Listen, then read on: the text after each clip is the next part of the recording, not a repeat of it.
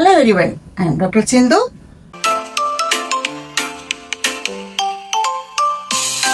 Registration only gives your NGO a legal identity.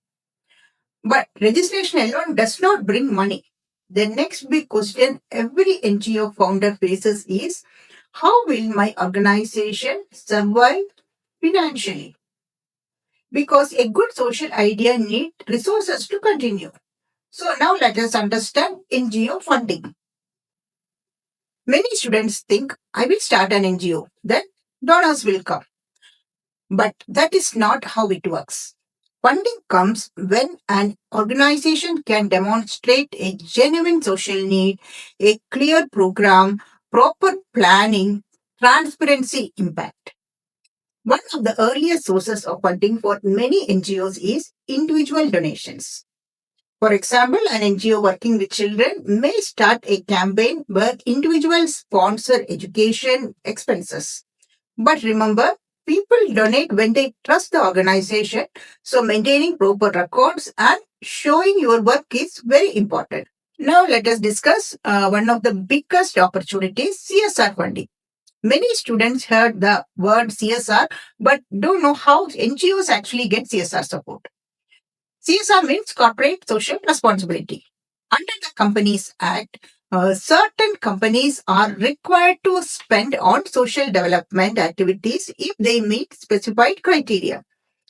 They may support areas such as education, healthcare, skill development, rural development, environmental projects.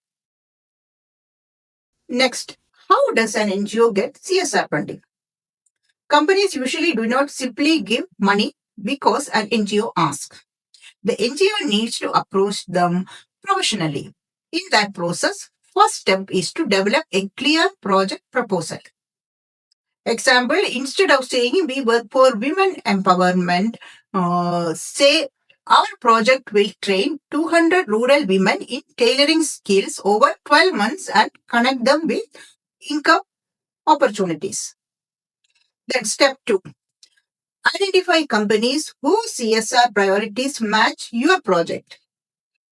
For example, a company interested in education may support a school improvement project. A company interested in healthcare may support a health awareness program. Then step 3, submit your proposal and required documents. Companies generally look for NGO registration details, organization profile, previous work experience, project plan, budget, expected impact. Eligible NGOs may need CSR related registrations such as CSR 1 filing to receive CSR funding under applicable rules. Imagine you start an NGO working in rural education. You identify that children in your area lack digital learning facilities. You prepare a project, digital learning support for 500 rural students. You approach companies whose CSR focus includes education. If your project is selected, the company may fund the program. Another funding source is government schemes. Many government departments implement social welfare programs through NGOs. For example, a government department may need organizations to implement programs related to women development, child welfare, skill development, disability services, rural development. So, how can NGOs get government projects? Usually, the NGO has to identify relevant government schemes, check eligibility requirements, apply through the appropriate government process, submit project proposals and documents. If selected, implement and report the project. Example, suppose an NGO works with persons with disabilities. A government department announces a program for disability support. An eligible NGO can apply and, if selected, receive support to implement activities. Next is grants from foundations and funding organizations. Many national and international foundations support NGOs working in specific areas. They usually provide grants for projects after reviewing proposals. income generation activities. Some NGOs also develop sustainable activities. For example, an NGO working with women may create a livelihood project where women produce products and sell them. The income supports the program. Students, remember one important thing. Funding does not come first. Impact comes first. When an organization proves that it can create meaningful change, funding opportunities increase. Now we have discussed how to start an NGO and how an NGO gets funding. But I know the next question in every student's mind is, ma'am, if I start an NGO, can I earn a living from it? Because passion is important, but every professional also needs financial stability. So let's understand this clearly. An NGO and a business are different. A business is created mainly to generate profit for the owner. An NGO is created to achieve a social objective. The money received by an NGO cannot be distributed among founders as personal profit. The funds must be used for the objectives of the organization. But this does not mean the founder cannot earn.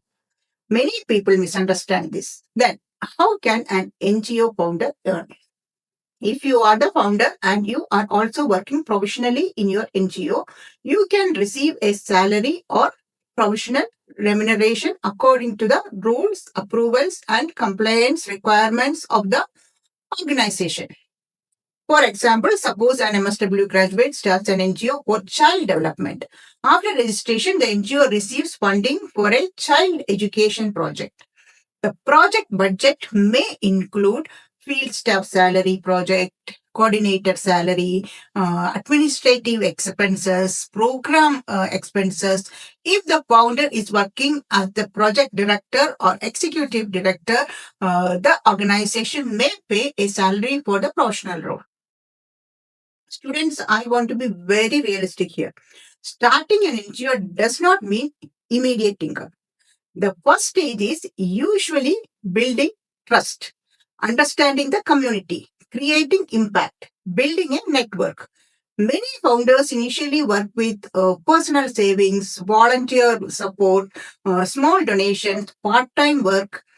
As the organization grows, funding and professional opportunities increase. If you ask how long does it take for an NGO to become sustainable, there is no fixed timeline. It depends on the social issues you work on, the location, your network, quality of programs, ability to manage projects, and funding. Some NGOs take years to become stable. That is why starting with proper planning is very important. Starting an NGO is not just opening an office and helping people. It is creating a professional organization that can solve social problems effectively. Your MSW education gives you the ability to understand people and communities. But to become a successful NGO founder, combine your social work values with leadership, management, and entrepreneurial skills. Do not start an NGO only because you want to become a founder. Start because you have identified a problem that you genuinely want to solve. So, students, if you are someone who dreams of creating social change and building your own path in social work, I would love to hear your thoughts. Comment below, my MSW can create social change. I would like to know how many future social work leaders are watching this video. If you found this video useful, don't forget to like this video because it helps this information reach more MSW students who need career guidance. And if you are interested in more videos about MSW career opportunities, social work practice, government jobs, research, and professional growth, make sure to subscribe to Learn with Dr. Sindhu.